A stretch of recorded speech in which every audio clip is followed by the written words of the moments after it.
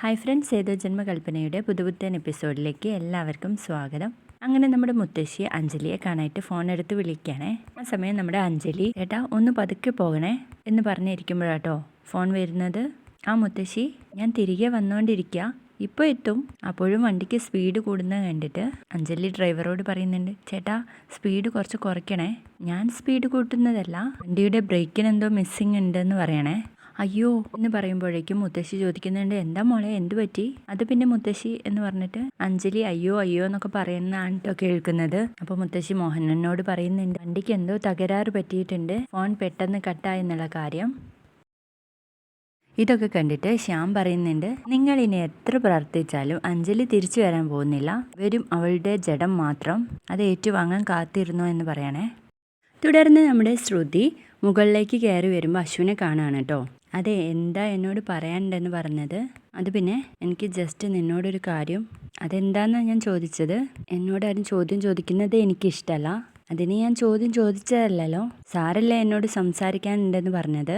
അത് പിന്നെ എന്നൊക്കെ പറഞ്ഞിട്ട് നിൽക്കണ സമയത്ത് അവിടേക്ക് ഒരു ഫോട്ടോഗ്രാഫർ വരുന്നുണ്ട്. ശ്രുതി ചേച്ചി ഇവിടെ നിൽക്കുകയാണോ? എനിക്ക് ചേട്ടൻ ഒരു ഫോട്ടോഷൂട്ട് അറേഞ്ച് ചെയ്തിട്ടുണ്ട്, ശ്രുതി ചേച്ചി പെട്ടെന്ന് തന്നെ വരണേ എന്ന് പറഞ്ഞു പോവാണേ. അപ്പോൾ ശ്രുതി ചോദിക്കുന്നുണ്ട്, എന്താ പറയാനുള്ളത്? അത് പിന്നെ നിനക്ക് എന്തെങ്കിലും എന്നോട് ചോദിക്കാനുണ്ടോ? എന്താ സാർ ഉദ്ദേശിച്ചത് എന്ന് ചോദിക്കുമ്പോഴേക്കും രാമൻ അങ്ങോട്ടേക്ക് വന്നിട്ട്, മുത്തശ്ശി സാറിനെ അന്വേഷിക്കുന്നുണ്ട്, പെട്ടെന്ന് ചെല്ലാൻ വേണ്ടി പറഞ്ഞു, ഇത് വരുന്നു എന്ന് പറയുമ്പോൾ അയാൾ പോവാണേ. വീണ്ടും ഇങ്ങനെ നിൽക്കുമ്പോൾ അശ്വിൻ അത് പറയാനേ പറ്റുന്നില്ല കേട്ടോ. അപ്പോൾ അശ്വൻ ശ്രുതിയുടെ ബാക്കിലുള്ള കണ്ണാടിയിലേക്ക് ഇങ്ങനെ നോക്കുക കേട്ടോ. അപ്പോൾ ശ്രുതിയും തിരിഞ്ഞു നോക്കുന്നുണ്ട്. അവിടെയുള്ള പൊട്ടെടുത്ത് തൊടുകയാണേ ശ്രുതി. അത് കണ്ട് ചിരിച്ച് നമ്മുടെ അശ്വിൻ ഇറങ്ങി പോവാണ് കേട്ടോ. അശ്വിൻ പോയി കഴിഞ്ഞതിന് ശേഷം ശ്യാം അവിടെ നിന്ന് ഇങ്ങനെ പറയുന്നുണ്ട്, ഇല്ല ശ്രുതികുമാരി, ആ നെറ്റിയിൽ പൊട്ടു തൊടാനുള്ള അവകാശം ഈ ശ്യാമിന് മാത്രം. ഇന്നൊരു പകലത്തെ ആയുസ് മാത്രമേ അഞ്ജലിക്കുള്ളൂ, അത് കഴിഞ്ഞാൽ ഞാൻ സ്വതന്ത്രനാ. പിന്നെ ശ്രുതികുമാരി ലക്ഷ്മി എനിക്ക് സ്വന്തം. ഏതായാലും നിന്റെ ചേച്ചിയുടെ കല്യാണം നടക്കാനൊന്നും പോകുന്നില്ലല്ലോ. കഷ്ടം എന്ന് പറഞ്ഞ് പോകുമ്പോൾ നമ്മുടെ ശ്രുതി ശ്യാം അവിടെ വന്നതായിട്ടൊന്നും കാണുന്നില്ല കേട്ടോ. തുടർന്ന് നമ്മുടെ പ്രീതിയാണെങ്കിൽ ഒറ്റയ്ക്ക് ഒരു റൂമിലിരുന്ന് ഇങ്ങനെ ആലോചിച്ചുകൊണ്ടിരിക്കുകയാണേ. അപ്പോൾ അങ്ങോട്ടേക്ക് അമ്മായി വന്നിട്ട് ചോദിക്കുന്നുണ്ട്, എന്താ മോളെ, എന്താ നിന്റെ മുഖം വല്ലാണ്ടിരിക്കുന്നത്? അതമ്മായി, ഞാൻ പഴയ കാര്യങ്ങളെക്കുറിച്ച് ആലോചിച്ചതാ. എനിക്ക് തോന്നി പഴയ കാര്യങ്ങളെക്കുറിച്ചൊന്നും ആലോചിക്കേണ്ടെന്ന് അമ്മായി പറയുന്നില്ല, പക്ഷേ നല്ല കാര്യങ്ങൾ ഇപ്പോൾ നടന്നുകൊണ്ടിരിക്കല്ലേ, അതിനെക്കുറിച്ച് മാത്രം ചിന്തിക്കുക. നിന്റെ ജീവിതത്തിൽ നടക്കാൻ പാടില്ലാത്ത പലതും നടന്നിട്ടുണ്ട്, അതൊക്കെ വിട്ട് കളയണം. അന്നാ കല്യാണം മുടങ്ങിയത് കൊണ്ടല്ലേ ഇന്ന് നല്ലൊരു സൗഭാഗ്യം നിനക്ക് വന്നു ചേർന്നത്. നല്ലൊരാൾക്കല്ലേ നിന്റെ കൈ പിടിച്ചു കൊടുക്കാൻ പോകുന്നത്. അതേക്കുറിച്ച് മാത്രം ആലോചിച്ചാൽ മതി എന്ന് പറഞ്ഞിട്ട് ആശ്വസിപ്പിക്കുന്നുണ്ട് കേട്ടോ നമ്മുടെ അമ്മായി. എന്താ രാധേ, എന്താ പ്രീതിമോൾ പറയുന്നത് എന്ന് ചോദിച്ച് പ്രമീള ചെല്ലുമ്പോൾ, ഒന്നുമില്ല പ്രമീള എടുത്തി, പുതിയ ജീവിതത്തിലേക്ക് കയറുമ്പോൾ എല്ലാ പെൺകുട്ടികൾക്കുള്ള ഒരു ആദ്യമുണ്ടല്ലോ, അത് തന്നെയാ. അതൊന്നും ചിന്തിച്ച് ടെൻഷൻ അടിക്കേണ്ട മോളെ. നിനക്കിപ്പോൾ ഞാനും അമ്മായിയും അച്ഛയും ശ്രുതിയും ഒക്കെ ഇല്ലേ, അതുപോലെ തന്നെ കല്യാണം കഴിഞ്ഞാലും അങ്ങനെ തന്നെ. പിന്നെ എന്തിനാ മോളെ നീ ഈ ടെൻഷൻ അടിക്കുന്നത്? പിന്നെ കല്യാണം കഴിയുമ്പോൾ കുറച്ച് ഉത്തരവാദിത്തങ്ങളൊക്കെ കൂടും, അത് പങ്കിടാനല്ലേ ആകാശുള്ളത്. ആകാശം നിന്നെ പൊന്നുപോലെ നോക്കുമെന്ന് ഞങ്ങൾക്ക് നന്നായിട്ടറിയാം. നല്ല സ്നേഹവും ആത്മാർത്ഥതയും ഉള്ളവനാ അവൻ. എൻ്റെ കൃഷ്ണ, അതൊക്കെ പറയാം. ആകാശ് മോനെ പോലെ ഒരാൾ കൂടെയുള്ളപ്പോൾ ഒരു മനോരമയെയും ഇനി പേടിക്കണ്ട എന്ന് പറയുമ്പോഴേക്കും മനോരമ അവിടെ വാതിലിൻ്റെ അടുത്ത് വന്ന് നിൽക്കാട്ടോ. എന്താ ഇവിടെ അമ്മയും അമ്മായും കൂടെ മോളെ പുന്നരിച്ചുകൊണ്ടിരിക്കുകയാണോ, അതോ ഈ കുടുംബം തകർക്കാനുള്ള ഗൂഢാലോചനയോ എന്ന് ചോദിച്ച ആ കട്ടിലുള്ള പെട്ടിയിൽ പോയി നോക്കുമ്പോൾ, എന്താ ഇത്, വെറും 2 ജോഡി ഡ്രസ്സോ? എൻ്റെ മകൻ പറഞ്ഞതാവുമല്ലേ 2 ജോഡി ഡ്രസ്സുമായിട്ട് ഇങ്ങോട്ട് വന്നാൽ മതി എന്നുള്ള കാര്യം. എന്തൊക്കെയായിരുന്നു?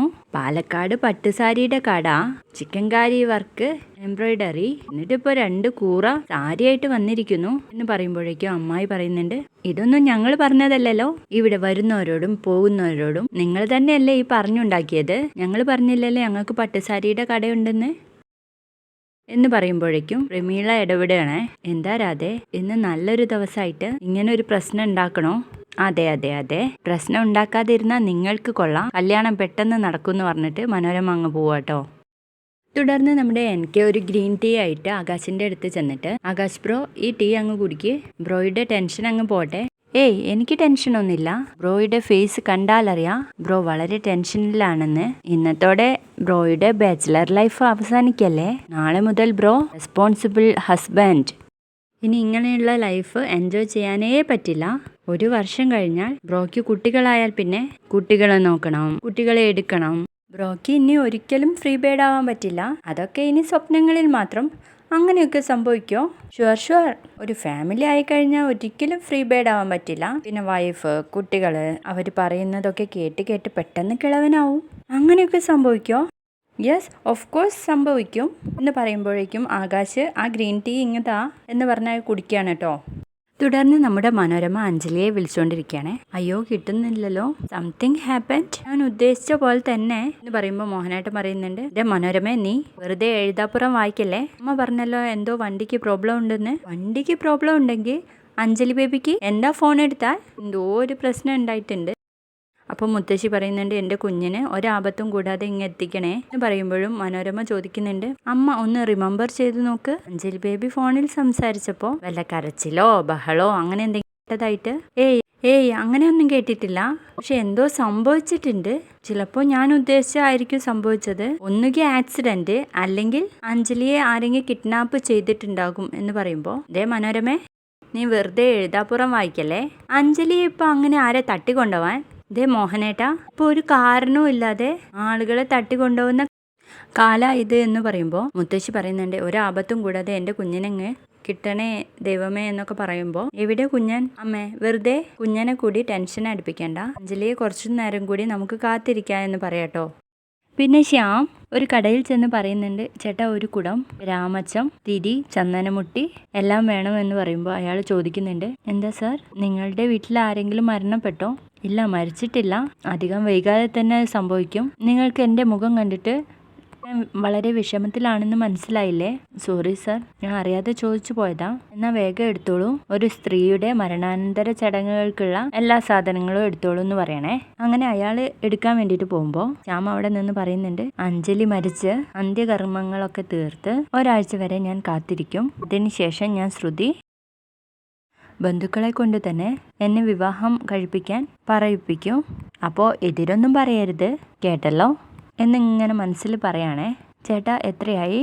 1100 പറയുമ്പോൾ അത് കൊടുത്തിട്ട് ആ സഞ്ചിയും പിടിച്ചിങ്ങനെ പോവാണ് കേട്ടോ, ചിരിച്ചും കൊണ്ട്. വീഡിയോ ഇഷ്ടപ്പെട്ടാൽ ഒന്ന് ലൈക്ക് ചെയ്തേക്കുക, സബ്സ്ക്രൈബ് ചെയ്തേക്കണേ.